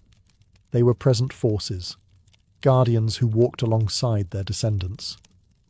Every clan believed their strength, luck, and prosperity came from honouring those who had lived before. And the ones responsible for maintaining that sacred relationship were the priestesses, entrusted as keepers of ancestral memory. Their role began with ritual knowledge.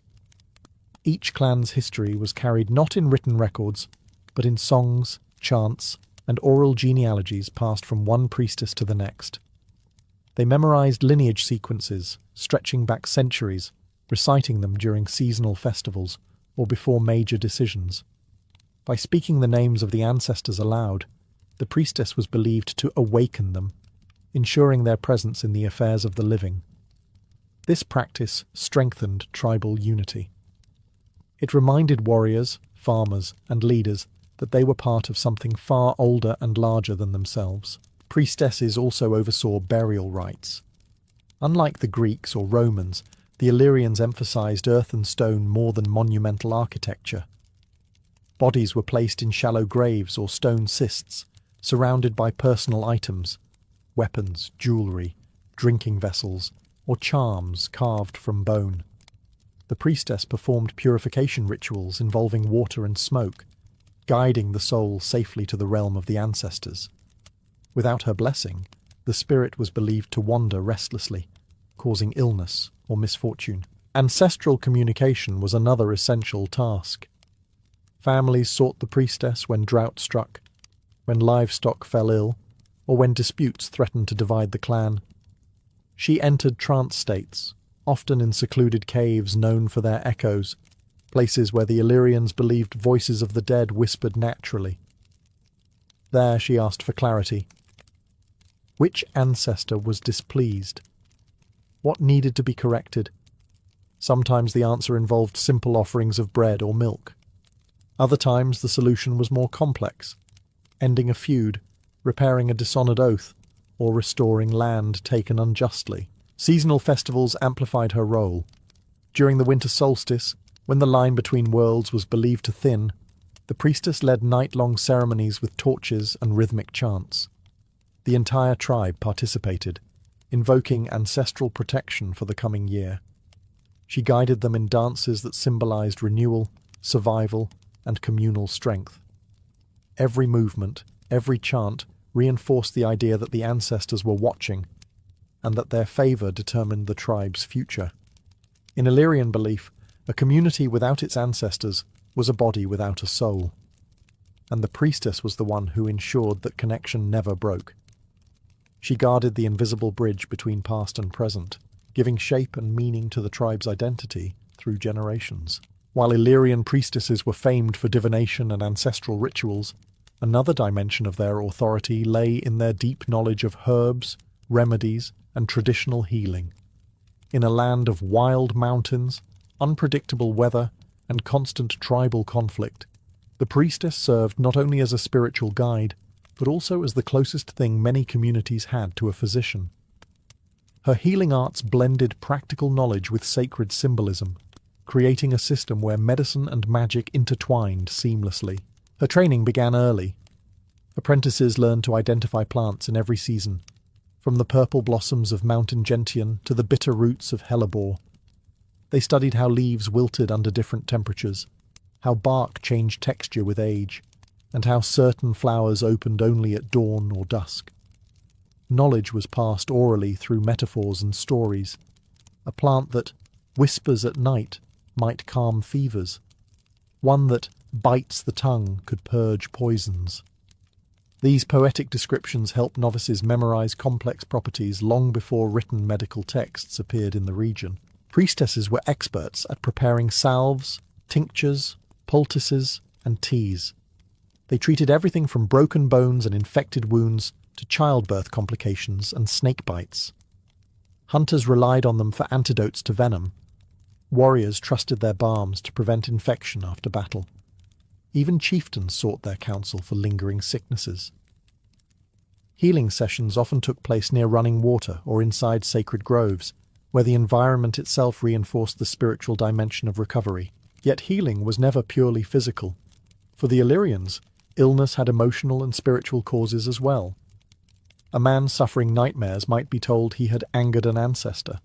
A woman with chronic pain might be carrying unspoken resentment or grief. The priestess listened carefully, offering not just herbs but symbolic rituals, burning juniper to cleanse a home, tying protective knots in wool threads, or burying a small offering at the foot of an old oak. These acts restored balance, a key principle in Illyrian belief. Some rites were dramatic. During serious illnesses, the priestess performed night healings, lighting a fire and chanting until the flames rose steady and strong. She placed specific herbs into the fire, interpreting the crackling sounds as signs of progress. Family members watched anxiously as she circled the sick person with smoke, whispering prayers to mountain spirits for strength. When recovery followed, gratitude often transformed into lifelong loyalty. Because of this healing wisdom, priestesses enjoyed immense respect. They carried the trust of mothers, warriors, elders, and children alike. Their remedies travelled across valleys, influencing neighbouring tribes. In an age where survival depended on harmony with nature, the priestess stood at the intersection of knowledge and belief, a healer whose touch meant both scientific intuition and spiritual reassurance. In Illyrian society, politics and spirituality were never separate. Chieftains could command warriors, negotiate alliances, and enforce tribal laws, but the priestesses commanded something deeper: legitimacy. Their insight shaped decisions that determined the fate of clans. When tensions rose, when omens darkened, or when blades flashed between rival tribes, leaders turned to the priestess for clarity. She was the voice that translated the will of gods and ancestors into human action. Before any war, her role was essential. Warriors did not march until the priestess performed a pre-battle omen reading. This ritual took place in sacred groves or at mountain shrines where the wind travelled freely. She listened to the rustling leaves, watched the paths of birds, or cast marked bones onto animal skins. If the signs were favourable, she blessed the weapons, dipping blades in consecrated water or brushing them with branches of juniper for protection. But if the omens warned of disaster, even the fiercest war leader hesitated. To march against the priestess's council was to risk divine wrath. Her influence extended beyond battlefields. During negotiations between rival clans, she was often the mediator, or at least the unseen force behind an agreement. In councils held around fire pits, the priestess stood or sat beside the chieftain, offering spiritual interpretation of political choices. She weighed not just practical benefits, but ancestral expectations. Which choice honoured past oaths? Which path risked offending spirits that guarded the land? There were moments when her words changed history. A well-documented Illyrian tradition tells of priestesses who halted raids by declaring certain days or seasons taboo for violence, holy periods when the earth needed rest and bloodshed was forbidden. Even hardened warriors obeyed. The taboo was too sacred to violate. In these pauses, clans forged temporary alliances, held feasts, or resolved grievances. But priestesses also acted as protectors of peace within the tribe. If tensions simmered between families, she called both sides to a cleansing ritual. Fires were lit, bitter herbs were burned to clear resentment, and symbolic knots were tied and untied to represent the loosening of conflict. Such acts prevented feuds from erupting into long-lasting vendettas. During times of famine, plague, or natural disaster, the priestess became the community's anchor. She interpreted what offerings were needed to restore balance, whether it required food offerings, communal fasting, or rites honouring neglected ancestors. Her guidance gave people hope when the world felt unstable. Her influence was so profound that Illyrian warriors often said, "A tribe marches under its chieftain, but survives under its priestess." In Illyrian spiritual tradition, priestesses were not merely chosen, they were transformed. Becoming a priestess required undergoing a series of powerful initiation rituals that reshaped identity, sharpened intuition, and connected the initiate to the world of spirits. These ceremonies were designed to test courage, discipline, and sensitivity to the unseen. Through them, a girl stepped out of ordinary life and entered the sacred path, reborn as a vessel of divine knowledge. Initiation often began at night, under the glow of the moon. The moon was considered a symbol of feminine power and spiritual clarity. Senior priestesses led the initiate into a clearing within a sacred grove. where only the crackling of a small fire broke the silence. The initiate wore simple garments woven from undyed wool, representing purity, humility, and readiness. Around her neck hung a charm carved from bone or stone, a protective amulet that bound her to the ancestor spirits. The first phase was the trial of silence. For a full day and night, the initiate remained in complete quiet, listening to the forest. The Illyrians believed that true spiritual attunement began when a person learned to hear more than human voices. The fluttering of birds, the shifting wind, distant animal calls, even the subtle movement of leaves. This silence trained the initiate to recognize patterns and messages that others dismissed as noise. The second phase involved learning sacred chants and rhythmic breathing techniques. Priestesses believed that the voice could open pathways to the divine if used correctly. Through controlled breathing, the initiate prepared her mind for trance states. Chants were passed from elder to novice like torches, ancient, unbroken, and carried with reverence. The final and most fearsome phase was the descent into trance. Under close supervision, the initiate sat before a sacred flame, inhaling the aromatic smoke of juniper, thyme, and mugwort. These herbs were known to induce clarity and heighten perception. As the heat washed over her and the chants rose, the initiate entered a trance meant to reveal her spiritual potential. Some described visions of ancestors or luminous figures. Others felt themselves drifting through forests or mountains. These visions were interpreted by senior priestesses, who decided whether the initiate possessed the depth required for priestly duties. If she succeeded, she received ceremonial markings, often a spiral or wave-like symbol painted on her arms or forehead using ash and herbal paste. These marks declared her rebirth, her connection to the sacred, and her readiness to serve. Initiation was not just a rite of passage, it was a metamorphosis, forging women capable of guiding clans through hardship, interpreting the unseen, and carrying the spiritual legacy of the Illyrians into every generation. Across the Illyrian homeland, certain landscapes were believed to pulse with spiritual power, places where the earth felt alive, where the veil between the mortal world and the divine was thin enough for messages to slip through. These were the sacred groves, caves, springs, and mountaintops guarded by priestesses, protected by strict laws, and feared by those who understood the consequences of trespassing. These spaces were the heart of Illyrian ritual and identity. The most revered among them were the sacred groves.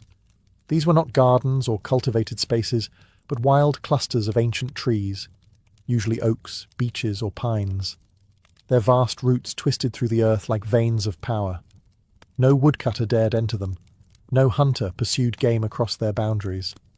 Even war bands paused their marches when passing near these groves, lowering their weapons in respect. The Illyrians believed that spirits dwelled in the rustling leaves, ancestral, elemental, or divine, and that disturbing the grove angered them. Priestesses ensured these spaces remained untouched, conducting purification rituals whenever outsiders came too close. Another important sacred space was the cave. Illyrian priestesses often travelled into deep caverns to perform rites, especially when seeking visions or communicating with ancestors.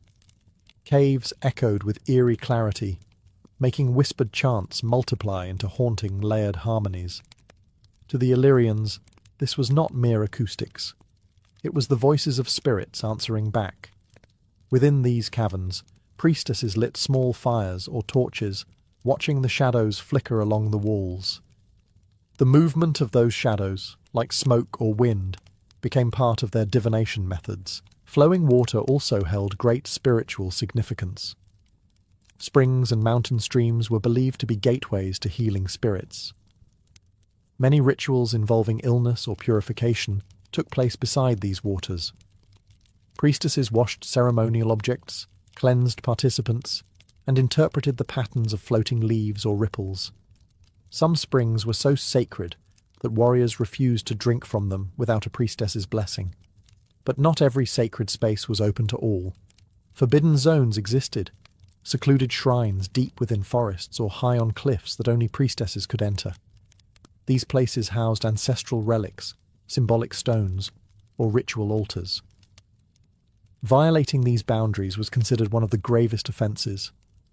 Legends told of hunters who crossed into forbidden spaces and returned home cursed with misfortune, plagued by nightmares, or struck with sudden sickness. Whether superstition or reality, these stories kept the spaces safe. These sacred landscapes formed the spiritual map of Illyrian life. They shaped rituals, guided migrations, and offered a constant reminder that nature inhabited the same spiritual hierarchy as gods and ancestors. And it was the priestesses who navigated these realms, ensuring that every tribe remained in harmony with the forces that watched over them. Every Illyrian priestess carried with her a collection of sacred objects, items believed to hold protective power, ancestral memory, or divine energy. These talismans were not decorative. They were tools, companions, and in many cases, extensions of the priestess's authority. Each object had its own history and purpose, crafted through ritual and maintained through constant spiritual care. Together, they reflected the deeply symbolic worldview of Illyrian society. One of the most important items was the spirit knot, a woven cord made of wool or flax, often dyed in earthy tones. Priestesses used these cords during rituals involving fate, oaths, or emotional healing. By tying or untying knots in specific patterns, they symbolically bound or released energies, emotions, or ancestral obligations.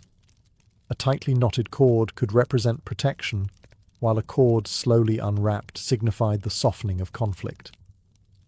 People often kept these knots as charms, believing they carried the priestess's blessing. Another essential object was the herbal satchel, a small leather pouch filled with dried plants, roots, and powders. Each herb had meaning. Juniper symbolized purification, thyme represented clarity, mugwort invoked visionary dreams, and yarrow protected warriors in battle. Before rituals, the priestess might pinch a small mixture from her pouch and cast it into a fire, letting the rising smoke carry prayers to the spirits. A single plant, chosen carefully, could alter the meaning of the ceremony. The bone talisman held deeper ancestral significance. Typically shaped from deer, wolf, or boar bone, these charms were carved with spirals, sun symbols, waves, or geometric patterns.